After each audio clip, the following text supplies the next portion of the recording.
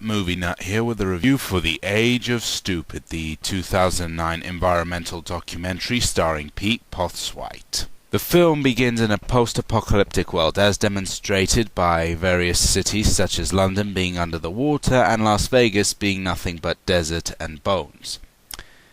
In this destroyed world, there is a lone archivist preparing a special transmission. During this vlog, he examines the lives of people who directly affect the consequences and effects of global warming, including an Indian businessman who plans to set up a flight business, a Nigerian woman who plans to be a doctor, an American oil worker who survived Katrina. As far as acting goes, really, it's pretty much all real people. The only actor here is Pete Postlethwaite, who, of course, as Steven Spielberg once famously quoted, being the best actor in the world, delivers marvelously. He creates a lot of power and intensity in his performance, and we do genuinely feel that he genuinely wants to communicate a very deep and serious message, which he does to great effect, asking us why we didn't save ourselves when we had the chance.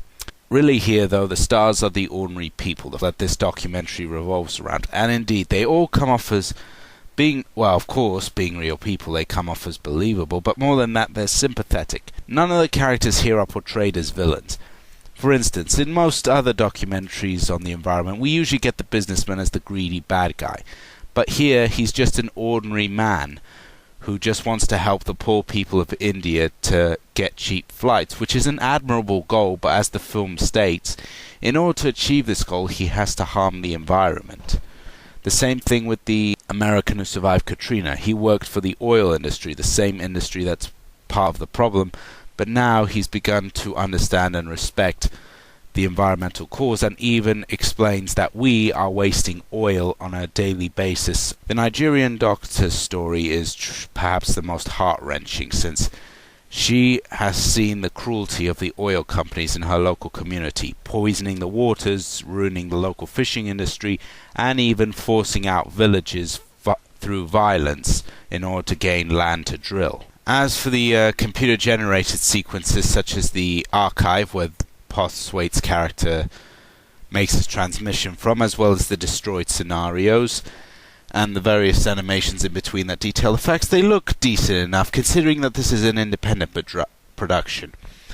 They're not perfect. They have that distinctly 360 PS3 kind of graphical look.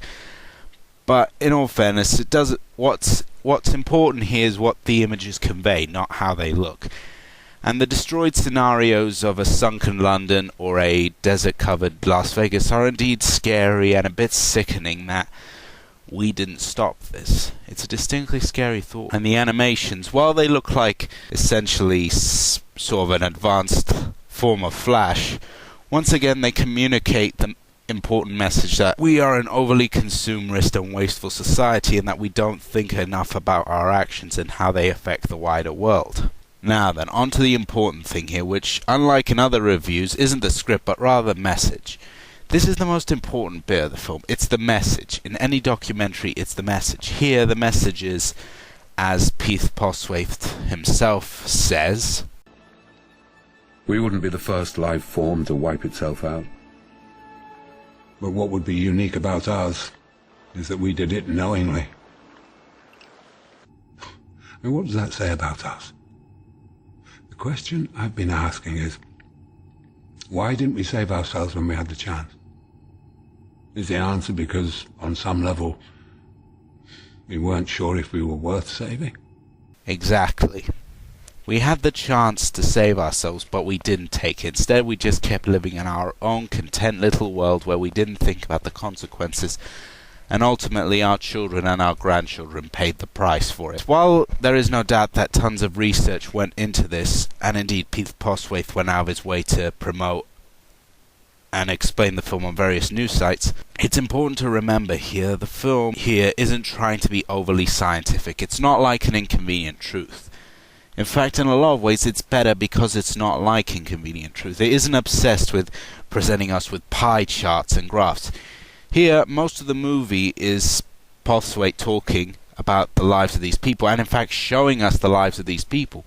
These are not monstrous businessmen who are bathing in pools of money. No. These are ordinary people who are just trying to make a living, but in the process have to either hurt or help the environment in order to do it.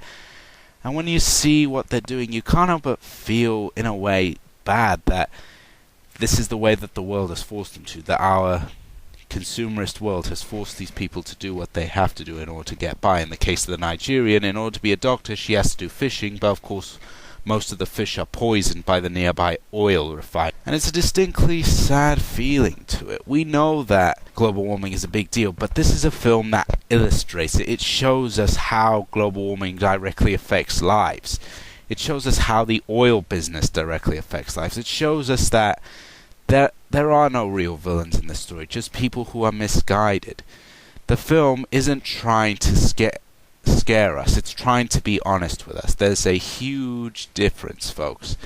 It's a film which isn't interested in going into all the details and facts, as I've said. It's a film about the message. It's about telling us we have to act now if we want to stand a chance. It's not overly preachy. It says that we're playing an increasingly bigger part in the destruction of our world, and if we don't take action now, then we've doomed our race. Were we worth saving? Well, after that, I will give The Age of Stupid a silver star. It is truly one of the best documentaries I've seen in a long time, people. It's a powerful message which you need to listen to.